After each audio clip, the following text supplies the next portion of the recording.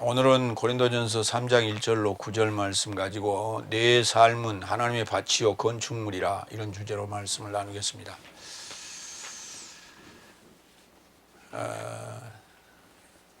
고린도 교회를 향해서 1장서부터 지금 계속해서 고린도 교회에 일어난 분쟁, 파벌에 의한 분쟁에 대한 것을 중심으로 교회가 있어야 될, 가져야 될 본분과 또 사역자의 목적에 대해서 쭉 설명을 하고 있으며,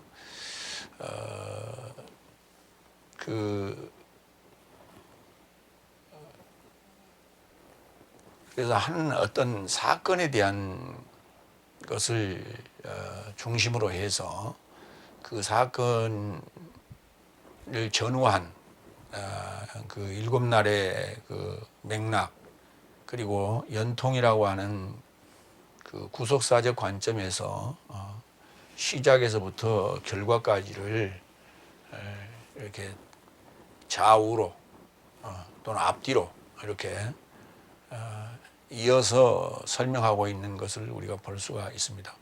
그리고 그런 관점에서 우리가 또 성경을 또 풀이하고 이해해야 합니다. 오늘 그 지난 시간에 이어서 3장으로 넘어가서 지금 현재 고린도 교회의 영적 신앙 상태, 그리고 그들이 하나님의 입장에서 볼 때는 무엇인가 하는 것에 대한 관점으로 이해를 해야겠습니다. 먼저 고린도전서 3장 1절로 9절, 내 삶에게 육적 삶같이 미수가 삶같이 젖을 마시게 했다.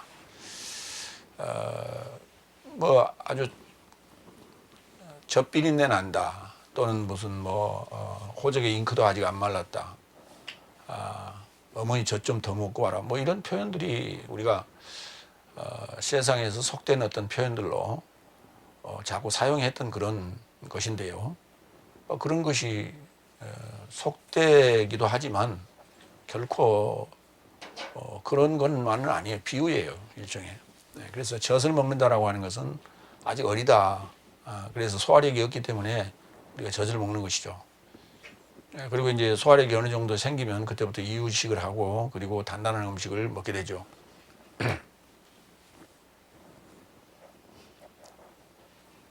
그래서 이제 그 이유식을 우리가 이제 분기점으로 해서 단단한 것을 먹을 때와 그 다음에 젖을 먹을 때를 이제 구분해서 우리가 이해를 하면 되겠습니다. 첫 번째, 1절. 형제 삶아, 나도 내 삶에게 영적인 삶같이 전함이 불가능하여서 육적인 삶같이 크리스토스 안에 있는 미수가 삶같이 전한다. 바로 이 부분이죠. 파울로스가 전하는 이 복음의 내용은 일곱째 날 입장에서 전한 겁니다. 일곱째 날 입장에서 전하는데, 그것을 그대로 전하면 알아들을 수가 없기 때문에 육적인 삶같이, 그 다음에 그리스도스 안에 있는 미수가 삶같이, 아직 그 미성장한 어린아이 늘 대하듯이 그런 입장에서 전한다. 근데 이해할 때는, 그러니까 전하기는 그렇게 들었는데 이해하는 차원에서는 그것을 높은 차원으로 일곱째 날적인 그 메시지로 받아들여야 돼요. 그래서 그걸 이제 업데이트 또는 업그레이드 시켜서 전해야 된다. 그러니까 이제 표현 자체가 미수가들에게 전한 것처럼 했다는 거예요. 표현하는 그 단어나 어휘들이 그렇고 예화가 그렇다는 얘기지. 결코 그것이 어린아이들에게 전하기 때문에 언어적 수사도 어린아이들에게 하는 것처럼 그렇게 했다는 말은 아니에요. 우리가 이제 되게 어린 예배 시간에 어린아이들의 언어적인 수사, 그들의 어떤 언어적인 표현들을 쓰잖아요. 그런데 그런 얘기를 하는 게 아니라 그 내용을 전달하는 전달의 자체가 알아듣기 쉽게끔 했다. 그러나 그 사상의 수위는 결코 낮춰진 게 아니다 하는 얘기예요. 그러니까 파울로스의 복음은 일곱째 날 해설인데 받는 대상이 육적이고 그리스도스 안에 있는 미수가들에게 전한 것 같이 했다 이런 얘기예요. 그 얘기를 괜히 자기가 지어내서 하는 얘기가 아니고 또 고린도 교인들을 대상으로 입장을 생각해서 하는 것처럼 우리가 들려지지만은 사실 그 그리스도스 안에서 성장해가는 그 단계를 좀 염두에 두고 한 얘기다. 바로 그것은 누가복음 10장 21절 보겠습니다. 그 시점 안에서 예수께서 영으로 즐거워하시고 언급하시되 하늘과 땅의 주인이신 아버지여 당신에게 고백하오니 이 삶을 지혜롭고 슬기로운 삶으로부터는 감추시고 어린아이 미수가 삶에게는 계시하셨습니다. 내 아버지 이는 당신 앞에 좋은 생각이 이렇게 되었습니다. 이렇게 누가복음 10장 21절에 누가가 기록을 했는데 이 누가가 기록한 이 내용은 파울로스의 해설을 받아서 지금 이렇게 쓴 거예요. 그러니까 그런데 그 내용이 마태가 받아서 쓴 마태복음 11장 25절하고 내용이 똑같아요. 참 이게 놀라운 일이에요. 그러니까 누가는 예수님에게 직접 사사를 받지 않았습니다. 그러나 마태는 예수님의 제자였죠. 그래서 마태는 예수님의 제자로서 그 어록을 기록한 것처럼 기록했습니다. 그러나 누가는 바울에게서 받은 복음을 전한 건데 그것이 마태가 쓴 내용하고 똑같단 말이에요. 참 놀라운 일이 아닐 수가 없어요. 그러니까 바꿔서 얘기하면은 마태복음 11장 25절의 내용을 지금 파울로스는 지금 오늘 고린도전서 3장에서도 주석하고 있다. 이렇게 보시면 됩니다. 고린도전서 13장 11절 봅니다. 내가 미수가로 있을 때엔 미수가처럼 말하고 미수가처럼 생각하다가 장성한 자가 되었을 때는 미수가 삶을 폐지하였다. 그러니까 파울로스가 다메섹에 그 예수 믿는 자들을 추적하라고 할 때도 그때는 자기가 장성한 자라고 생각을 했죠. 다섯 날의 입장에서는 그렇습니다. 그러나 예수를 다메섹 도상에서 만나고 난 다음에 그는 미수가로 들어가는 거예요. 그리스도 예수 안에 미수가예요. 새로 태어난, 새로 거듭난 미수가예요. 거기서 다시 성장해 나가는 거예요. 그것이 여섯째 날 상황입니다. 그래서 여섯째 날 그 미수가라는 게 이런 거예요. 우리가 허물을 벗잖아요. 그 곤충이나 아니면 어족이나 동물들이 허물을 벗는데 허물을 벗었을 때가 가장 위험한 상태예요. 왜? 허물을 둘러싸고 있을 때는 그것이 자기 몸을 보호해주는 갑옷과 같은 역할을 하지만 허물을 벗었을 때는 다시 피부가 단단하게 갑옷과 같이 형성되기 전까지는 아주 부드러운 상태이기 때문에 적의 공격을 받기가 굉장히 취약한 상황이에요. 그때가 가장 위험한 거예요. 그러나 어제 허물 벗기 전보다 오늘 허물 벗었을 때의 그는 한 단계 성숙한 거예요. 그렇지만은 그 날 입장에서는 미수가예요. 우리가 그렇게 생각해야 돼. 그래서 우리가 그리스도 예수 안에 들어와서 그렇게 탈바꿈이 되고 거듭났을 때가 가장 위험하다 하는 생각도 해야 됩니다. 히브리서 5장 13절로 14절도 봅니다. 왜냐하면 저제에 참여하는 자는 모두 의의 말씀에 익숙하지 못한 미수가이다. 그러나 단단한 음식은 성숙한 삶의 것이니 좋거나 악한 것의 분별을 향한 연습을 인하여 지각을 훈련받아 소유한 삶의 것이다. 그러니까 저제에 참여하는 자는 의의 말씀에 익숙하지 못한 미수가다. 그래서 젖 먹은 자를 우리가 미수가라 하고, 그래서 해설을 함에 있어도 더 부드럽게 더 설명을 많이 해줘야 된다.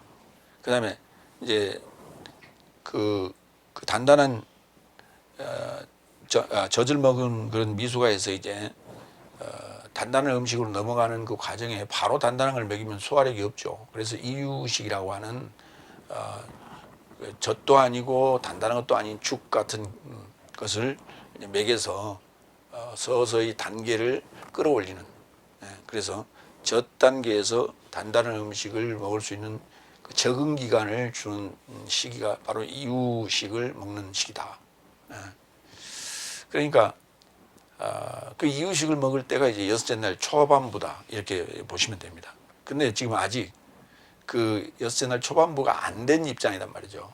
그렇기 때문에 지금 고린도 교회는 넷째 날이나 다섯째 날에 속한 자들이다, 이렇게 볼 수 있어요. 그럼에도 불구하고 넷째 날이나 다섯째 날에 속한 자들임에도 불구하고 후계는가 청지기 아래, 모학 선생 아래에 있는 게 아니란 말이에요. 그래서 입장이 좀 달라요. 그래서 그걸 우리가 잘 이해를, 그 단계를 이해해야 된다. 날에 대한 단계를. 두 번째로 갑니다. 2절 3절. 네 삶은 음식도 안 되므로 젖을 마시게 했다.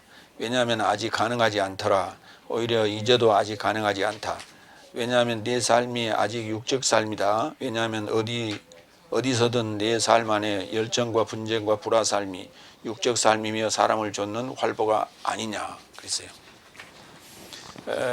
그러니까 내가 지금 전에도 젖을 먹였고 지금도 내가 젖을 계속 먹이는 입장이다. 그러니까 너희들이 뭐 그 컸다고 까불지도 말고 잘났다고 까불지도 말고 또 뭐 파벌을 형성해 가지고 파당을 짓고 교회에 분란을 일으키는 그런 일을 하지 말라, 이런 얘기예요. 그러니까 이유식도 아니에요. 이유식도 아니에요. 이유식도 아닌데 그 젖을 먹는 지금 이유는 육적이고 가장 문제가 이 열정이에요. 열정이 없는 것도 문제지만은 열정이 넘치는 것도 문제예요. 그 열정 때문에 사실 문제는 자꾸 일어납니다. 나태한 거는 어쩔 수 없어요. 그건 늙으니까 나태해지고 게을러서 뭐 그건 도저히 방법이 없는 거고, 문제는 열정이에요. 이 열정이 자꾸 분쟁을 일으키고 불화를 일으키는 것이다. 그래서 그 활보라는 단어를 쓰는데 페리파테오라는 게 두루두루 뛰어다니는 그런 입장. 말과 소가 고삐를 풀어놓으면 아주 그냥 천방지축으로 뛰죠. 그런 상황을 이제 활보, 페리파테오라는 단어를 쓰는 것이에요. 고린도전서 1장 11절 봅니다. 나의 형제 삶아 네 삶에 관하여 근로의 삶에 의해 네 삶 안에 분쟁 삶이 있다는 것이 나에게 분명해졌다. 이제 오늘 지금 3장 2절 3절에서 얘기하고 있는 그 내용의 발단은 고린도 교회 안에 그 근로회로부터 이제 어떤 그 소식이 전해 왔다는 것이죠. 분쟁이 있다는 사실을 알게 됐다. 그래서 열정에서 비롯한 분열, 분쟁, 불화, 파당으로 이어지게 되는 것이죠. 이런 점에서 오늘날 교회에 시사하는 바가 크죠. 본질이 아닌 비본질에서 시작하여 결국에는 파당까지 가서 파국으로 몰고 가는 볼성사나운 교회 사태를 우리가 종종 목격하면서 교회의 본질에 충실할 때 교회의 질적 성장을 우리가 기대할 수 있다, 이렇게 주문할 수 있습니다. 문제는 열정이 하나님 말씀을 연구하고 하나님 말씀을 증언하는데 사용해야 되는데 그렇지 아니하고 뭘 해야 될지는 모르기 때문에 눈에 보이고 자기 몸에 배인 그런 세상에 있을 때의 그런 습관들이 교회 안에서도 그대로 우리가 적용되고 있는 것이죠. 그게 이제 결국은 서로 부딪히고 또 싸움이 일어나고 분쟁이 일어나고 결국은 교회가 파당으로 일어나는 거예요. 근데 그 내용들이 비본질이라는 거예요. 본질이 아닌 비본질이에요. 그러니까 본질에 충실하면 많은 의견이 이렇게 있다가 점점 좁혀져서 하나의 점으로 모여야 되는 것이죠. 그런데 비본질은 점점 여기서 스타트 할 때는 적지만은 점점 불어서 이렇게 넓어지는 거예요. 반대로. 그래서 비본질은 좁아져서 하나의 접점을 찾아내지만은 비본질은 시작은 미약하지만 나중에 창대해서 결국은 수습할 수 없는 상태까지 온다. 그래서 교회가 파당 갈라지고 있죠. 참 문제예요. 그러니까 교회라고 하는 것은 지도자의 결단이나 영도력에 따라서 교회가 조용하기도 하고 분열도 생기고 이라고 생각하는 것은 독재적인 어떤 발상이고, 그게 처음에는 그 지도자의 힘에 의해서 지도력에 따라서 그렇게 될 수 있지만 나중에 이제 2대 3대로 갔을 때 문제가 자꾸 생기는데, 그게 다른 게 아니라 지도력의 부재가 아니라 자꾸 본질과 비본질이 부딪히는 거예요. 그래서 본질에 충실하고자 하는 쪽으로 리더십을, 영적 리더십을 가져야 된다, 교회가. 왜냐하면 2대째나 3대째 오는 그 목회자는 아무래도 좀 훈련이나 아니면 연령적으로 적기 때문에 기존의 교회의 그 노년층이나 장년층의 입장에서는 만만해 보이죠. 그렇기 때문에 그들은 늘 항상 본질과 비본질을 섞어서 공격을 하죠. 흔드는 거죠, 자꾸. 그럴 때 그 비본질에 따라가면은 휩쓸리면은 교회는 분쟁을 일으킬 수밖에 없어요. 그래서 본질에 충실해야 된다 하는 얘기를 드립니다. 세 번째, 4절. 왜냐하면 어떤 이는 언제든지 말한다. 실로 나는 바울로스의 소속이다. 다른 이도 나는 아폴로스의 소속이다 하니 내 삶이 육적 삶이 아니냐. 거기 그 이제 개역 성경 우리가 아볼로로 되어 있고 헬라어로는 아폴로스인데, 그게 이제 아폴로스가 영어로 가면서 아폴로가 되죠. 이 아폴로라는 게 이제 그 그리스 신화에 나오는 얘기인데, 아폴로가 파괴의 신이에요. 파괴의 신의 대명사예요. 그래서 자꾸 분열을 일으키는 어떤 그런 속성이 있다. 그래서 그 단어를 그게 우연의 일치 같이 생각되지만 결코 성경은 우연의 일치가 없다.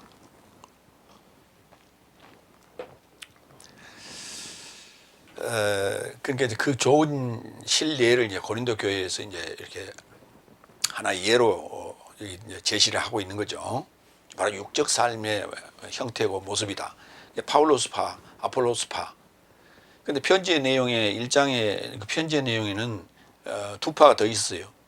개파, 개바파, 그 베드로파, 그 다음에 크리스토스파도 있었어요. 이 네 파가 있었는데 결국은 고린도 교회는 파울로스가 개척한 교회이기 때문에 그 교회 내 분쟁에 본인이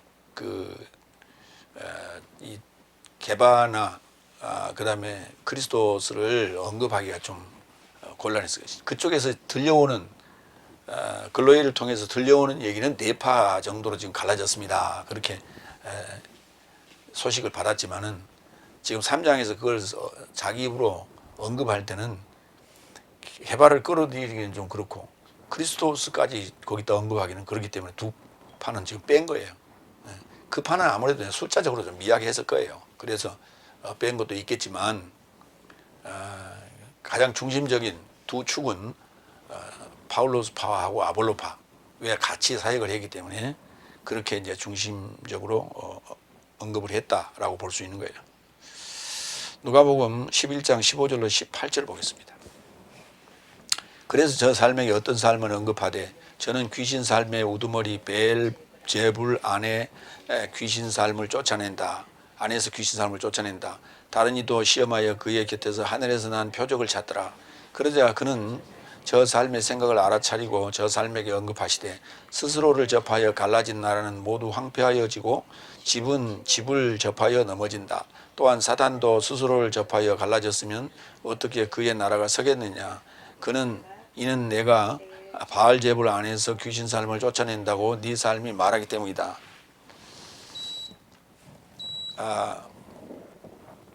무슨 말이냐면 예수님의 이제 사역을 보면서 그 유대인들이 얘기하기를 저가 귀신을 쫓아내는 것은 바알제불, 그러니까 개혁성경에는 바알세불이라고 되어 있죠.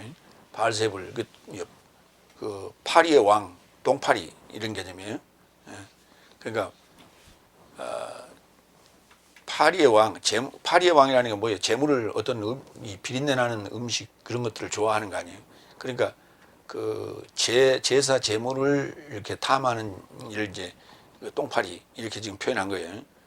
그러니까 귀신의 우두머리, 그게 이제 귀신은 항상 재물을 좋아하니까 제사의 그 재물을 그 힘을 입어서 저런 사역을 하는 게 아니냐 그랬더니 그러면은 그 사탄의 집인데 그 집이 그 안에서 만약에 이런 일이 있다면 그 안에 내분이 일어난다는 얘기가 아니냐.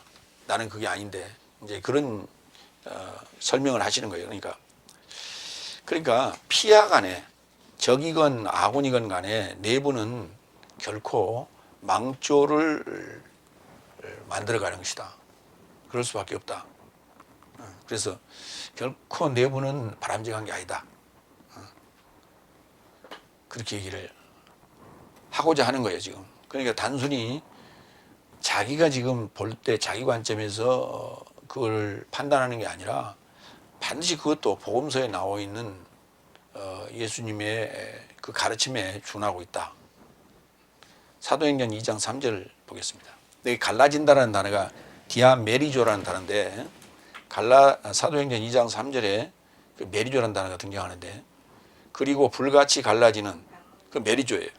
방언 삶이, 혀 삶이 저 삶에게 보여졌고 저 삶에 각자에 접하여 내려앉았다 그랬어요. 그러니까 갈라진다는 것이 양면이 있는 거예요. 그러니까 그 성령의 역사도 갈라지게 하는 거예요. 비진리와 진리를 가르는 얘기예요. 비진리와 진리를 가르는 얘기예요. 그러니까 비진리와 진리가 갈라지는 것이 본질적인 얘기고 그 다음에 네 파냐 내 파냐 바울 파냐 아폴로스 파냐 이런 비본질에 갈라지는 것은 내분이다 이렇게 보는 거예요. 그러니까 성령의 역사 진리와 비진리를 가르는 건 당연한 거예요. 그게. 근데 본질인 것이 아닌 비본질의 충돌에 의해서 내분이 일어나는 건 바람직하지 않다는 거예요. 그래서 이 갈라진다라고 하는 것이 성령의 역사이기도 하고 그 다음에 사단의 역사이기도 하다는 거예요. 그게 결국은 불같이 갈라지는 방언 삶이 저 삶에게 보여졌다. 오순절 성령이 임하는 과정인데 그래서 본질의 역사도 갈라지는 거고 비본질의 역사도 갈라지게 하는 건데 비본질의 역사는 사단이 주관하고 본질의 역사는 하나님이 주관하십니다. 그래서 그때 디아메리조라는 단어가 이제 적용된다. 그러면 혀라는 입장에서 한번 보자고요. 야고보서 3장 5절 6절. 이와 같이 혀도 작은 지체로 내 호언장담한다. 작은 불이 거대한 숲을 얼만큼 태우는가 보라. 혀도 불이요 불의의 세상이다. 이와 같이 혀는 내 지체 삶에서 몸 전체를 더럽히는 것이라. 출생의 바퀴를 불사르는 것이라. 지옥에 속하여 불사르는 것이라. 지명되었다. 그러니까 혀가 몸 전체를 더럽히기도 하고 출생의 바퀴를 불사르기도 하고 지옥에 속하여 불사르기도 하고 하는 거예요. 혀라는 게. 그런가 하면은 그 혀가 뭐냐면 항상 갈라지게 하는 거예요. 항상 혀라는 것이 좋게 감싸는 역할도 하지만 결국은 갈라지게 하는 거예요. 무슨 말이냐면 칭찬이란 것을 한 번도 안 해봐요. 교회라는 그 단체 안에서 칭찬을 전혀 안 해봐요. 그러면 문제가 없을 것 같죠? 문제 있어요. 많은 사람들이 대동소이하게 우리 목사님은 칭찬에 인색하시다 이렇게 얘기해요. 그런데 칭찬을 남발합니다. 그러면 칭찬을 전체를 다 칭찬할 수는 없어. 그래서 누군가를 지명해서 칭찬할 수밖에 없고 어느 그룹을 지정해서 칭찬할 수밖에 없죠. 그렇게 했을 때 다른 그룹이 또 시기하는 거예요. 그래서 항상 말이라는 것이 그게 이 음과 양이 있다. 그래서 양지가 있고 음지가 있어요. 그래서 진리와 비진리라고 하는 것 측면에서 갈라내서 양지에 진리가 있고 음지에 비진리가 있는 이 입장으로 늘 가야지. 그렇지 아니한 비본질을 가지고 자꾸 얘기를 했을 때는 이 혀가 문제다. 그래서 우리가 세치혀를 단속을 잘해야 된다. 모든 범사가 다 이 말에 있어요. 말에 있어. 그래서 애 성인들이 한 얘기가 있어요. 항상 말 조심하라. 그래서 남자가 세상을 살아가고 출세를 하는 데 있어서 세 가지 뿌리를 조심하라. 요 입뿌리, 그 다음에 발뿌리. 그러니까 할 말과 안 할 말을 가려서 해야 되고, 가야 될 곳과 가지 않아야 될 곳. 그래서 우리가 복숭아 밭에서 갓을 고쳐 매지 말라. 그리 안 갔으면 다른 데 가서 갓을 고쳐 맸으면 오해를 받을 일이 없죠. 근데 문제는 하필이면 그때 그 시기에 문제가 생겼다는 말이에요. 그게 우리가 그건 이제 우연의 일치라고 그러는데 참 어쩌게 보면 불행한 거죠. 그 오해를 받는다는 것 자체가. 어제 그저께 광주에서 그 큰 사고가 하나 있었죠. 5층 건물을 이제 그 부시는데 마침 거기에 이제 신호등에 가다가 걸려서 버스가 서 있었는데 버스 정류장 바로 옆에 그 건물이 있다가 그 무너지는 바람에 사람이 거기서 9명인가 사상자가 생기고 나머지 또 그러니까 총 17명이 사상자가 생겼는데 사망자가 한 9명 정도 나왔어요. 참 안타까운 일이고 불행한 일이에요. 그게 하필이면 왜 그 시간이었냐는 거예요. 그게. 그러니까 그게 우리가 이제 발뿌리 그런데 그 가고 싶어서 갔어요. 그런 건 참 불행한 일이죠. 그러나 그 한 발 한 발, 그 버스 때문에 산 그 차도 있단 말이에요. 앞에 차가 있으니까 뭐 그 안 가고 서서히 가고 있다가 오르르 쾅쾅 하니까 팍 브레이크 밟아갖고 그 화를 면한 참 사람도 또 있어요. 뭐 때로는 오늘 그쪽으로 가기로 했었는데 뭐 어떤 갑자기 무슨 사연이 있어 다른 방향으로 또 같은 사람도 있을 거예요. 그랬다면 그 사람도 괜찮았을 거고. 참 불행이라고 하는 건 언제 올지 모르는데 우리가 오해도 마찬가지예요. 그래서 참 항상 늘 조심해야 된다. 발뿌리. 그 다음에 이제 거시기 뿌리. 굉장히 중요한 문제예요. 특히 남자들. 아차하는 순간에 이런 그 실수를 하기도 합니다. 참 조심해야 돼. 그 세 가지만 조심하면은 무난하게 세상을 살 수 있다. 이렇게들 얘기합니다. 뭐 참 명언이에요. 이 세치 혀가 문제인데 특히 그 유명 인사들 참 말에 대한 가십거리 늘 방송에 나옵니다. 정치인들 말 가지고 트집 잡고 말 문제 때문에 늘 사고하고 참 면면이 아니죠. 굉장히 조심해야 된다. 교회 안에서 특히 조심해야 돼요. 두 번째로 갑니다. 혀가 문제다. 두 번째 고린도전서 3장 5절로 9절 내 삶은 하나님의 동역자 삶이요 내 삶은 하나님의 밭이요 건축물이다. 내 삶은 하나님의 동역자 삶이요 네 삶은 하나님의 밭이요 건축물이다. 오늘 이제 주제의 내용하고 같은 말이죠. 네 번째 6절 그런즉 바울로스는 누구며 아폴로스도 누구냐 주께서 각자에게 주신 만큼 오로지 봉사자의 삶이요 저 삶으로 인하여 네 삶이 믿었다. 봉사자들이다. 바울로스도 봉사자, 아폴로스도 봉사자.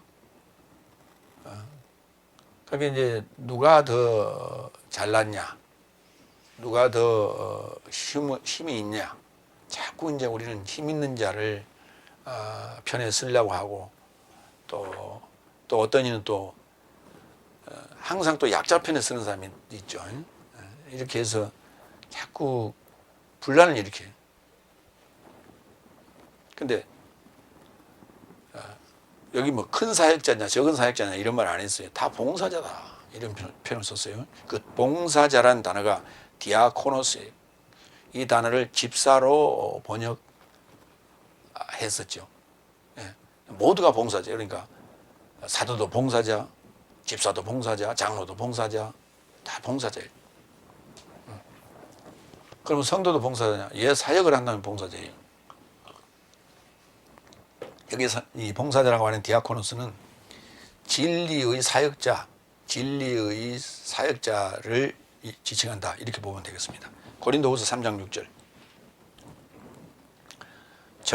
그리고 저가 내 삶을 새 언약의 봉사자 삶으로 만족해 하였으니 문자로 하지 않고 오로지 영으로 하였다. 왜냐하면 문자는 죽이나 영은 살린다.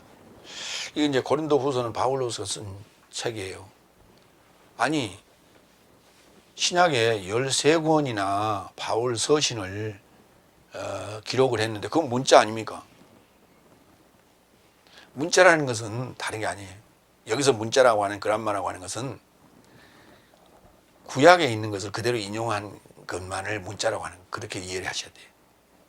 그러니까 파울로스는 그걸 말로 하는 걸 이제 옮겨놨습니다만은, 그러니까 이제 글로 써놨느냐 아니면 입으로 하느냐 이 말이 아니라, 해설은 입으로 하느냐 글로도 해설할 수 있는 거예요. 그러니까 요 종이에다 썼느냐 아니면 그냥 이렇게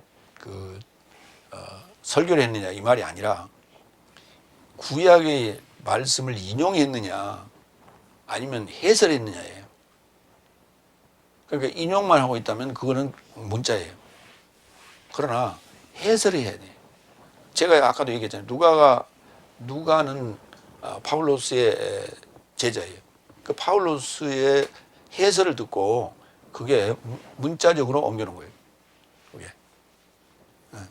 근데 그 문자도 사실은 예수님의 해설이에요. 근데 지금 예수님의 해설이 복음서에 나와 있는 건데, 사복음서인데 그 사복음서도 너무 어렵게 되어 있기 때문에 해설을 하지 않으면 그것도 그냥 문자로 머물 수밖에 없는 상황이다. 그래서 파울로스가 해설을 하고 있는 거예요. 그래서 성경을 보는 관점이 이렇게 정의가 돼야 되는데, 그렇게 지금까지 신학자들이 그렇게 정의를 못하고 있어요. 왜? 성경 신학 전체를 다 통틀어서 일곱째 날의 관점에서 풀어봤어야 되는데 그렇지 못하기 때문에 그렇습니다. 히브리서 고린도후서 3장 6절, 새 언약의 봉사자다. 새 언약의 봉사자 삶이다.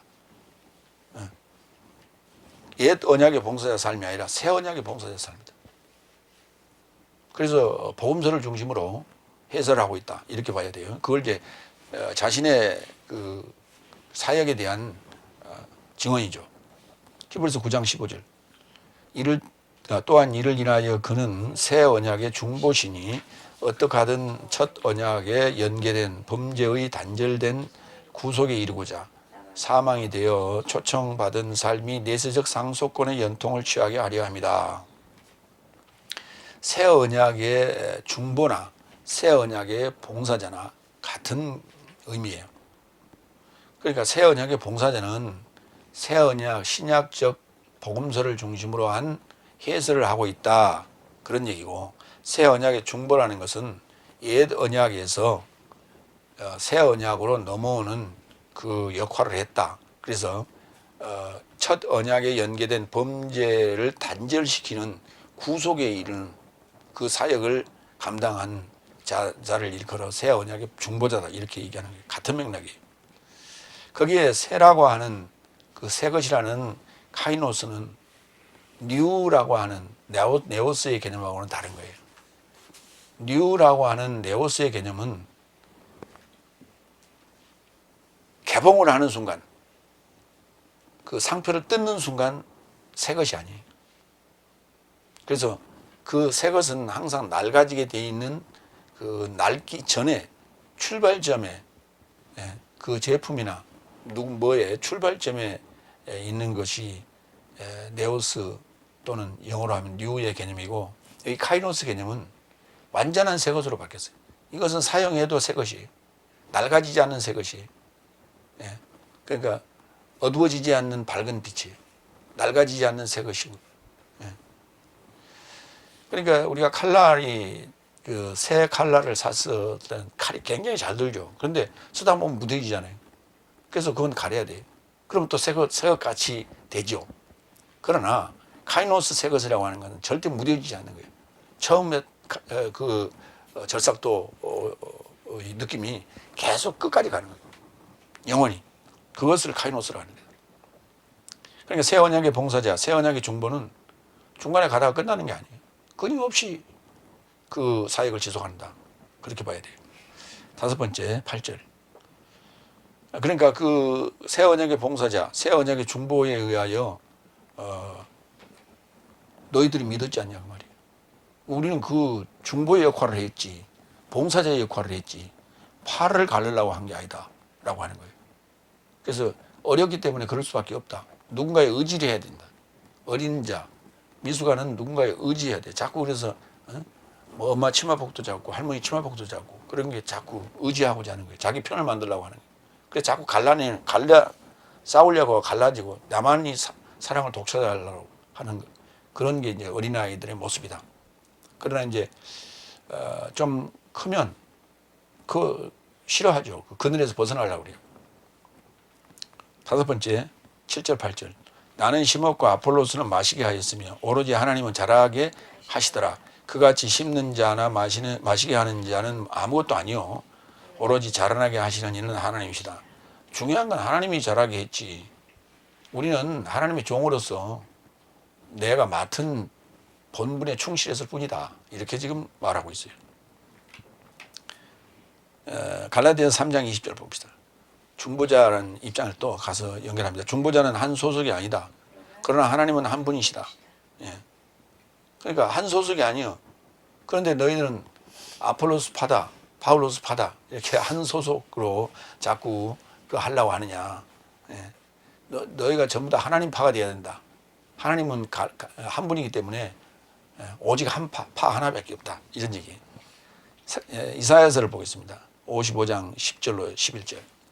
비와 눈이 하늘에서 내려서는 다시 그리로 가지 않고 토지를 적시어서 싹이 나게 하며 열매가 맺게 하여 파종하는 자에게 종자를 주며 먹는 자에게 양식을 줌과 같이 내 입에서 나가는 말도 헛되이 내게로 돌아오지 아니하고 나의 뜻을 이루며 나의 명하여 보낸 일에 형통하리라. 그러니까 새 언약의 봉사자, 새 언약의 중보 사역을 통해서 하나님의 그 말씀이 비처럼 내려서 땅을 적시고 싹을 틔우고 그래서 열매를 맺게 하는 것이다. 그러면 그러니까 자라게 하는 것이다. 그런 것이지. 파벌을 형성해서 그건 뭐 하려고 하는 거예요? 교회라고 하는 게 한 울타리 안에 집어넣고 니파 네파 이 갈르기 위한 것이 아니에요. 결국은 하나로 통합하기 위한 것이고 하나로 성장하게 하기 위한 것이다. 그러니까 다 성장하면 이쪽 우리에서 저 교회 우리에서 저쪽 우리에서 자랐다 하더라도 결국은 통합하면 그 하나의 진리로 다 상통하는 그런 상태가 돼야 되는데 그게 아니에요. 이 교회 잘하는 사람은 이런 소리 하고 있고 저 교회 잘하는 사람은 그런 소리 하고 있고 이 교회 잘하는 사람은 이런 소리 하고 있고 각자 자기의 사역자의 그 특징에 맞는 그런 얘기들만 하고 있어요. 그래서 그 사역자가 좋아하는 성경 구절, 그 사역자가 추구하는 어떤 목회 방침 거기에 포인트를 맞추고 가고 있다. 그러니까 그것이 본질이 아닌 비본질에 충실하고 있다는 게 문제예요. 그래서 자기 교회의 어떤 특징을 그렇게 나타내고자 하는 것이다. 우리는 효를 중심으로 한다. 성경에 효라는 얘기가 나오죠. 부모를 공경하라. 그거는 십계명의 한 부분이에요. 그건 본질이 아니에요. 예를 들면 그렇다는 얘기예요.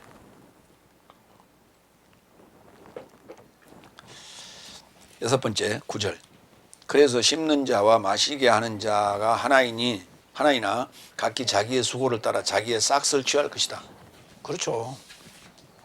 각자 자기의 싹을 취할 것이다.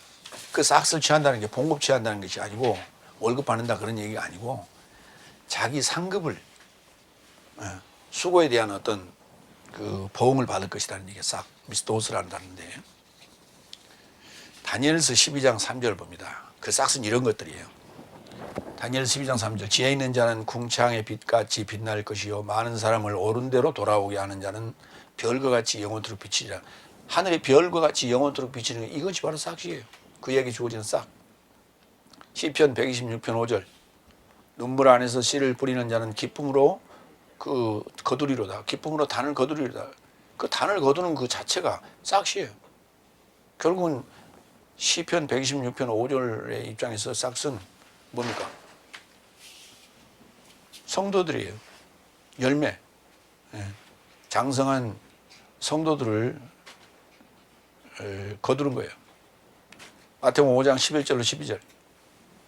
나 때문에 저 삶이 거짓으로 네 삶에 역행하여 비방하고 박해하고 모든 나쁜 것으로 언급하는 동안 네 삶은 행복하니 네 삶을 기뻐하고 즐거워하라. 왜냐하면 하늘 삶 안에서 네 삶의 싹이 많다. 왜냐하면 네 삶에 앞서 예언하는 삶을 이와 같이 저 삶이 박해하였다.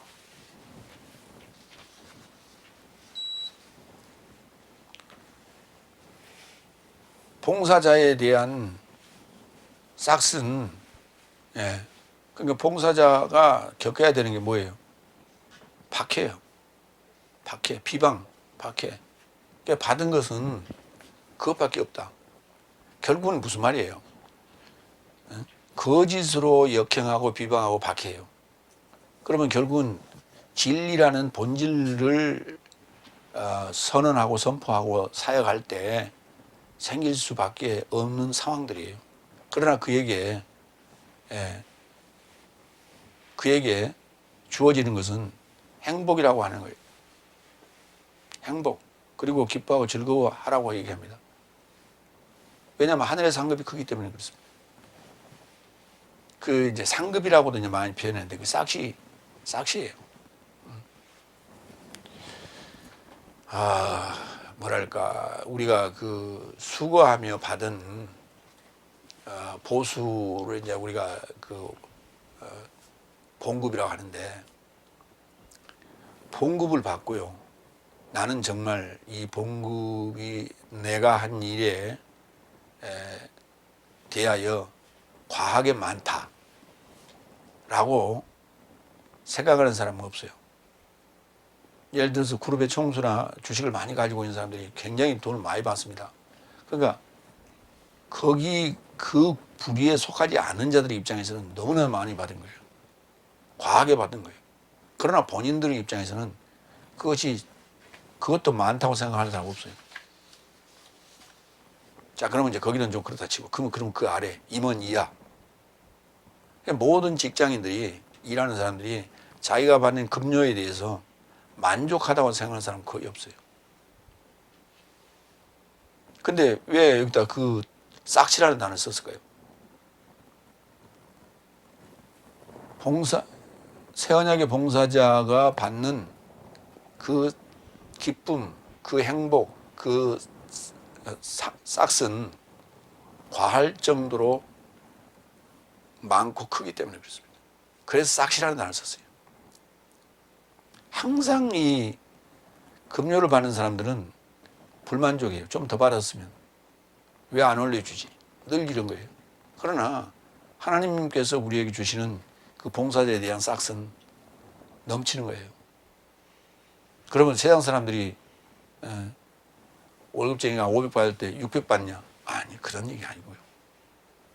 그 돈으로 헤아릴 수 없는 그런 행복이 그리고 기쁨이. 요한복음 보겠습니다. 4장 36절 38절. 손에 이렇게 들고 있어. 그리고 수확하는 자는 싹을 취하고 내세적 생명이 이루고자 열매를 모은다. 이는 수확하는 자도 뿌리는 자와 동등하게 기뻐하려 합니다. 왜냐하면 이 안에서 뿌린 자가 다르고 수확하는 자가 다르다는 것이 참된 말씀이다. 나는 네 삶이 수고하지 않은 것을 수확하려고 네 삶을 박연한다. 그리고 다른 삶이 수고한 것이며 네 삶은 저 삶의 수고에 이르고자 들어간 것이다. 요한복음 4장에서 예수님께서 언급하시는 이 내용은 밭을 빨아 밭이 휘어져 수확할 때가 되었다. 이 내용이죠. 그러니까 밭이라고 하는 것이 이제 비유로 지금 설명하고 있는 것이지. 여기 예수님께서 밭을 빨아 할 때 그 밭은 이스라엘이라고 하는 밭이에요. 이스라엘이라고 하는 밭이 지금 수확 시기를 넘어버렸다. 이미 수확을 끝내고 계속 해야 되는데 그 수확 시기를 지금 놓쳤다. 왜? 수확자가 없어서. 그래서 늘 거기서 밭에서 다시 수확을 안 하고 쓰러져서 다시 거기서 또 싹이 나고 또 그것이 흐드러져서 또 썩어서 다시 싹이 나고 맨날 그걸 반복하고 있다. 그러면 수확을 해서 먹고 그리고 또 뿌리고 그리고 또 걷어서 먹고 그래야 되는 거 아니냐.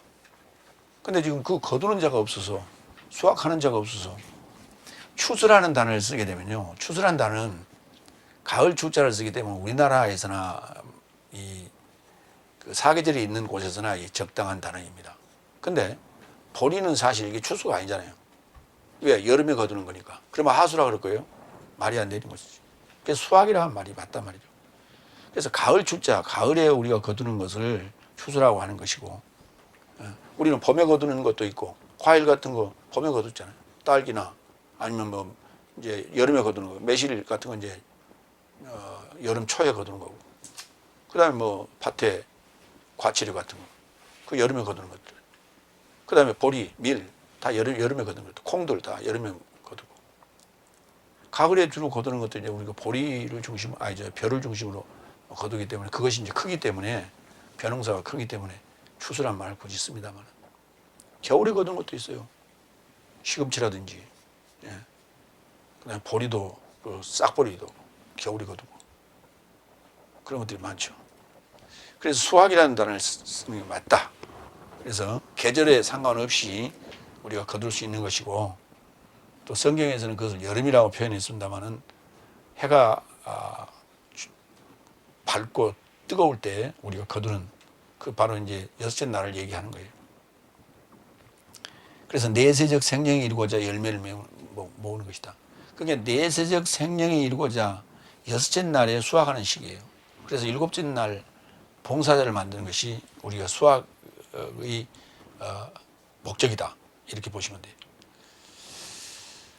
그래서 심는 자와 마시게 하는 자는 하나요, 수고에 따라 싹을 취할 것이다. 같은 일이다. 그런 얘기예요.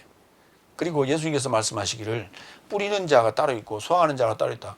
그 말은 무슨 말이냐면, 한 사역자가, 한 봉사자가 씨를 뿌려놓고 거두기까지는 힘들다는 거예요. 그러면 대를 물려야, 다음 대를 물려야 돼. 앞 사역자가 뿌려놓고 어느 정도 자라게 해놓고 사역을 마무리하면 그 다음 사역자가 거둬야 돼. 수확을 해야 돼. 그리고 또 뿌려야 돼. 그래서 그것이 서로 이렇게 뿌리고 수확하고 뿌리고 수확하고 뿌리고 수확하고 이게 같이 맞물려 들어가야 된다. 그래서 그것이 지속성을 우리가 유지할 수가 있는 것이죠. 근데 교회를 천편일률적으로 전부 다 끌고 간다면 전부 처음에 넷째 날을 모아가지고 쭉 가가지고 다섯째 날 다 늙어 빠져가고 이제 그걸 끝나버리니까 그 교회가 늙어버리는 거예요. 그래서 현재 교회는, 한국 교회는 교회의 획일성을 중심으로 하다 보니까 여러 반을 만들어갖고 그 이렇게 층층으로 만들어서 그것을 끌고 가야 되는데 그게 안 되기 때문에 지금 한국 교회는 거의 지금 다 노년층이 노년화돼 버렸다. 그래서 젊은이들은 없어요. 그래서 그것이 뭐 1단계, 2단계, 3단계 형식으로 쭉 이렇게 가야 되는데 그렇게 안 돼 있어요. 그래서 천편일률적으로 가다 보니까 한꺼번에 쭉 가다 보니까 애들도 늙은이가 되버리고 늙은이도 늙은이가 되버리고 다 늙어버렸습니다. 교회 이제 이게 지금 유럽에서부터 잘못 전해온 교회의 모습이에요. 근데 그걸 그대로 답습하다 보니까 잘못된 모습이다. 일곱 번째. 왜냐하면 내 삶은 하나님의 동역자 삶이요 네 삶은 하나님의 밭이요 하나님의 건축물이다. 마지막 절이죠.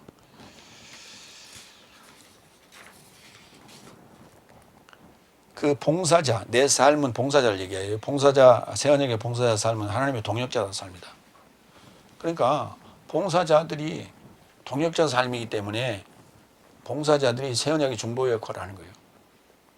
그러니까 지금 이제 여기 오늘 고린도 교회에서는 중보라는 단어를 쓰지 않았어요. 왜 그러냐면 고린도 교회는 넷째 날에 속한 자들이고 다섯째 날에 속한 자들이기 때문에 중보자라는 말을 안 써요. 그러나 소아시아 교회 같은 경우는 중보자 사역이에요. 왜? 그 디아스포라들은 다섯째 날들이기 때문에 다섯째 날, 여섯째 날로 넘기는 그렇게 성장시키는 일이기 때문에 그때는 중보자 사역이라는 표현을 써야 맞아요. 그래서 이 봉사자 사역이 하나님의 동역자 삶이다. 그 말은 중보자 삶이다 같은 말이에요. 중보자가 누구예요? 예수님이라고. 중보자는 한 분뿐이다. 예수님밖에 없다 그러죠. 그 예수님의 사역이에요. 바로. 그게 봉사자 삶이다. 그러나 네 삶은 하나님의 밭과 하나님의 건축물이다. 밭으로도 얘기하고 건축물로도 얘기하고. 그러니까 밭이라는 얘기는 성장하고 자라는 얘기고, 그리고 수확, 어느 시점에 가면 수확을 한다는 얘기고, 건축물이라고 하는 것은 하나의 가정, 하나의 완성품, 이렇게 얘기하는 것이죠. 예. 그러니까 열심히 씨 뿌려서 거름주고 가꿔서 수확을 했는데, 그 수확한 농작물을 저장할 곳이 마땅하다면 하루아침에 비 맞아서 또는 짐승이 와서 그 공격을 해서 다 잃어버릴 수 있잖아요. 그래서 그 1년 내 농사에서 수확한 것을 보존하고 내가 생명을 유지하기 위해서 뭐가 필요해? 집이 필요해. 그래서 외부로부터 안전하게 그 집 안에서 그 수확물을 보관할 수 있고 거기서 안전하게 생활할 수 있는 하나님의 가정이죠. 그걸. 그래서 이제 마무리는 집이에요. 마무리는 집. 그래서 새 예루살렘성, 계시록 21장에 새 예루살렘성으로 끝나는 거예요. 요한복음 15장 1절로 5절 농사짓는 얘기 좀 갑시다. 나는 참된 포도나무이며 나의 아버지는 농부이다. 내 안에서 열매를 감당하지 못하는 모든 가지를 그가 제거하신다. 그리고 열매를 감당하는 모든 가지는 더 많은 열매를 감당케 하려고 그가 이를 깨끗하게 하신다. 내 삶은 내가 전한 말씀을 인하여 이미 깨끗한 삶이니 네 삶은 내 안에 머물라. 나도 네 삶 안에 머물겠다. 만약 가지가 포도나무 안에 머물지 않으면 자신으로부터 열매를 감당함이 불가능함 같이 네 삶도 만약 내 안에 머물지 않는다면 이같이 불가능하다. 나는 포도나무, 네 삶은 가지 삶이다. 내 안에 머무는 자는 나도 저 안에 머문다. 이 자는 많은 열매를 감당한다. 나 없이는 네 삶이 아무것도 행함이 불가능하기 때문이다.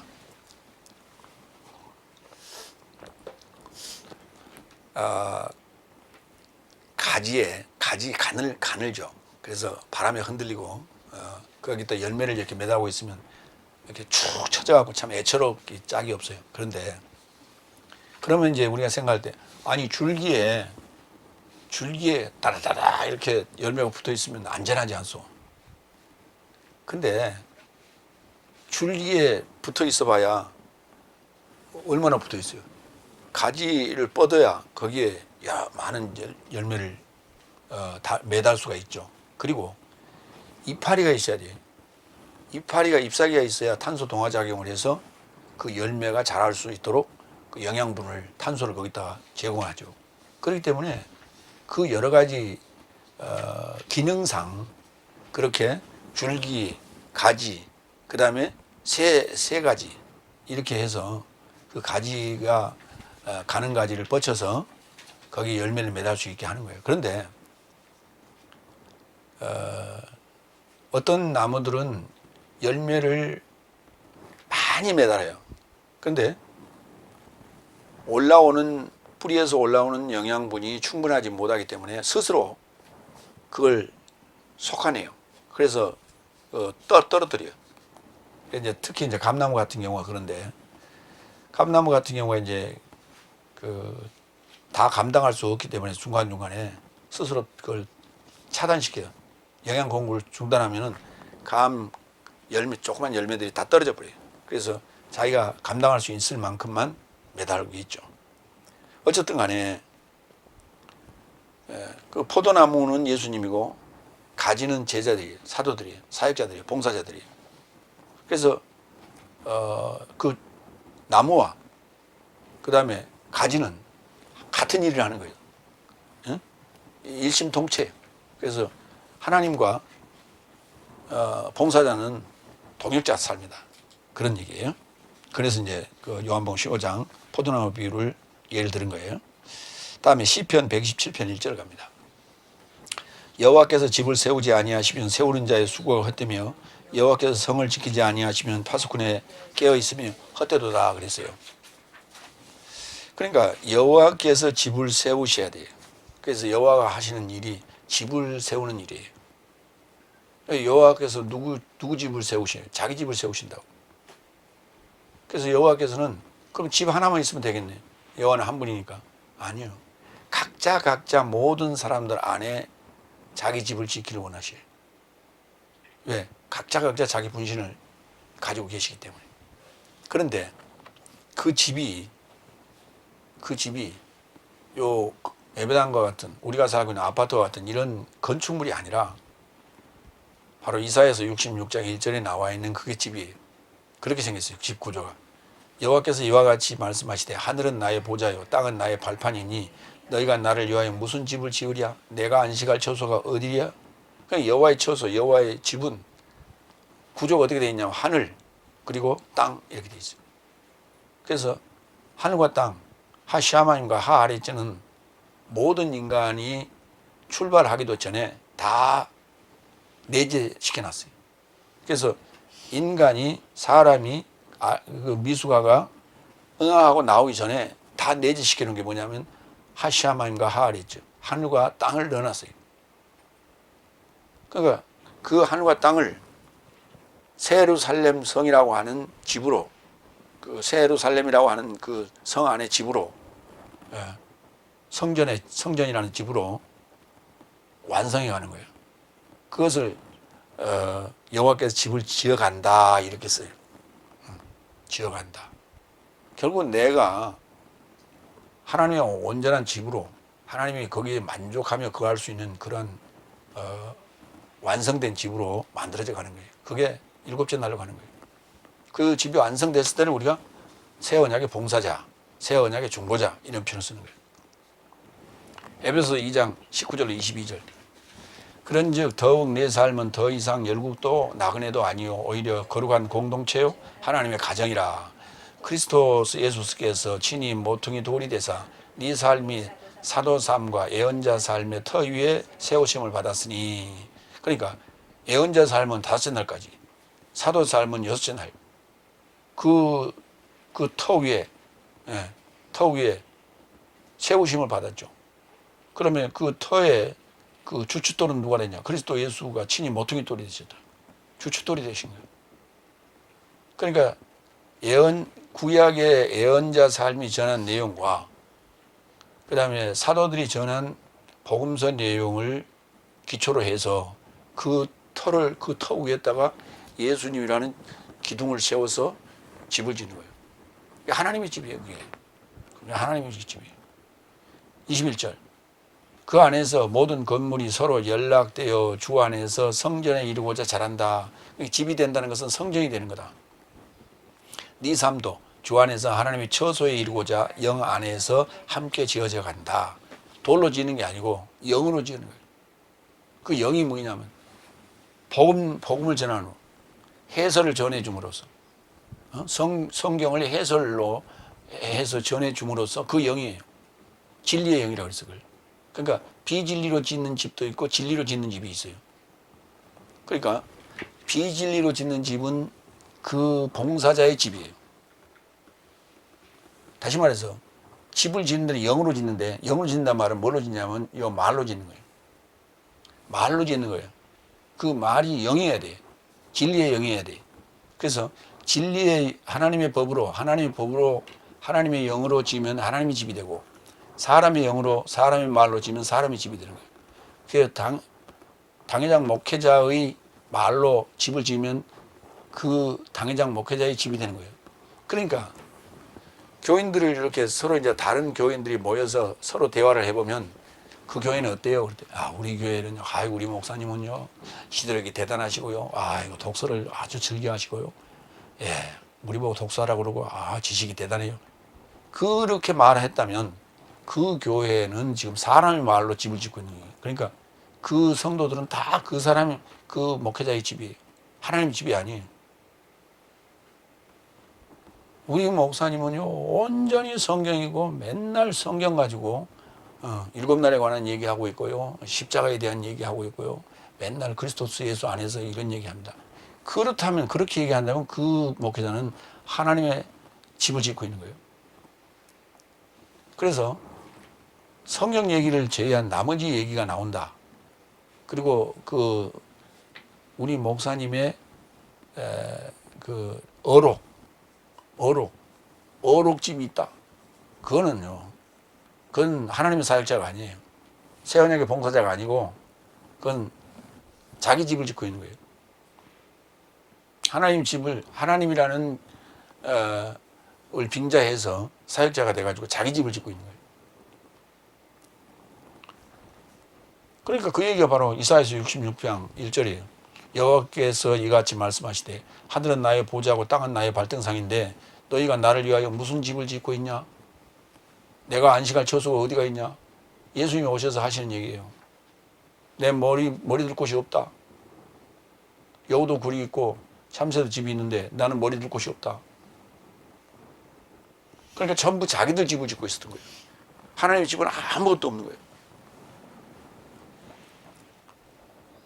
베드로전서 2장 4절로 6절. 사람 삶에 의하여 거절되었으나 하나님 곁에서 택하신 바 된 보배로운 산도를 향하여 접근하는 네 삶도 산돌 삶같이 영적인 집이요 그리스도스 예수스로 인하여 하나님에게 환영받을 영적인 제사를 드릴 거룩한 제사장으로 건축되어라. 하나님의 영적 산돌로 지은 영적 집이 뭐냐 그랬더니 거룩한 제사장이라고요. 거룩한 제사, 거룩한 제사를 드리는 거룩한 제사, 산제사를 드리는 그런 제사장으로 건축되라는 거예요.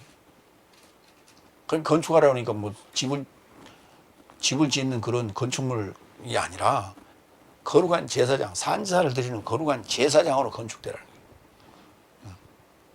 그럼 집을 건축하려면 뭐가 필요해요? 설계도가 필요하죠. 성경이죠. 그것을 이해하고 해설해야죠.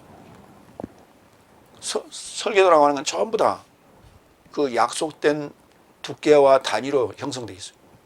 그러면 선 하나 긋는데도 이게 몇 미리짜리 그 샵펜으로 그어야 되고, 그걸로 그었을 때 그 두께는 얼마며, 이 샤프로 그었을 때는 그 두께가 얼마며, 그렇게 서로 약속이 돼 있어. 그러니까 그 공부를 해서 설계한 사람과 그 설계도를 가지고 건축하는 사람은 같은 관점에서 이해를 해야 돼, 그 설계도를. 그래야만이 제대로 나오는. 그러니까 성경을 쓴 것은 예언자와 사도들이 썼어요. 이 써놓은 것이 이제 설계도라면 그것을 이해하고 시공하는 건축가는 목회자, 봉사자예요. 그렇기 때문에 그 안에 기록된 그 수치나 그 다음에 그 모든 데이터들을 같은 맥락에서 이해해야 돼요. 그래야만이 온전한 집이 지어지는 거예요. 그것이 바로 원어로 볼 수 있어야 되는 거예요. 원어를 모르고 어떻게 성경을 설계도를 이해하고 집을 지어요? 그러니까 부실공사가 되는 거예요. 그 부실공사에 하나님 뭐하러 들어갑니까? 응? 하나님은 우리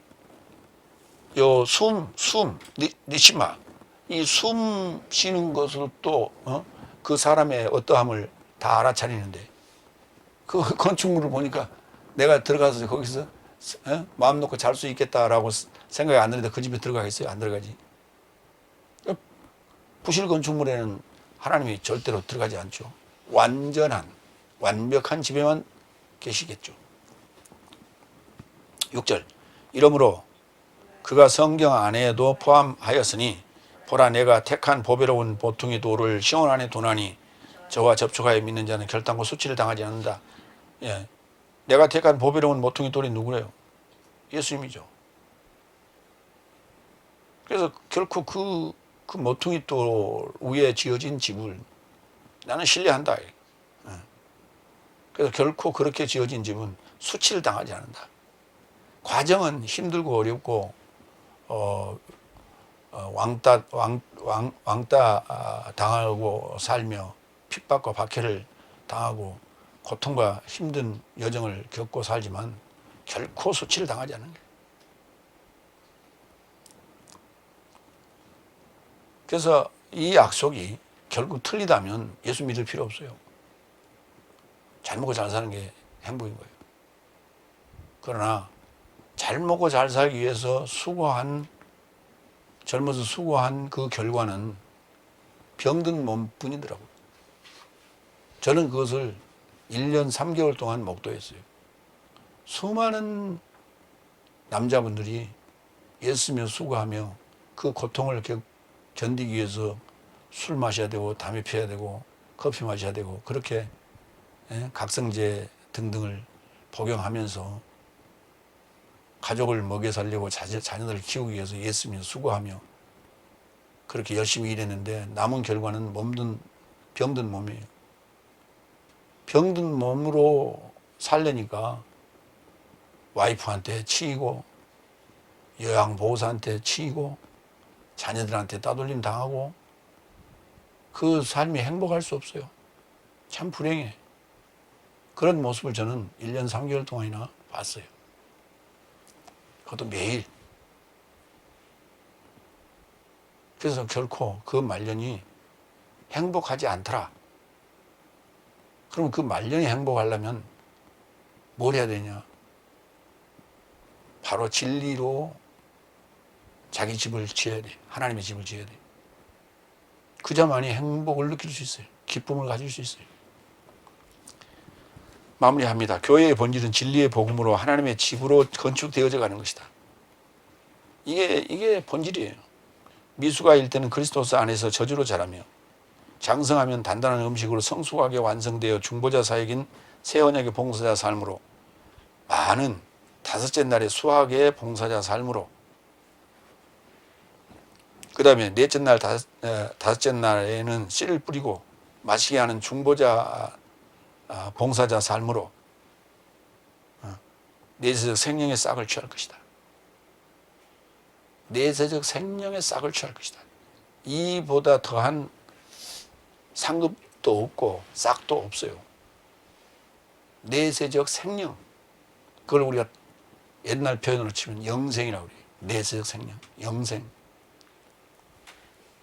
영생복을 누리겠어요. 기도하겠습니다.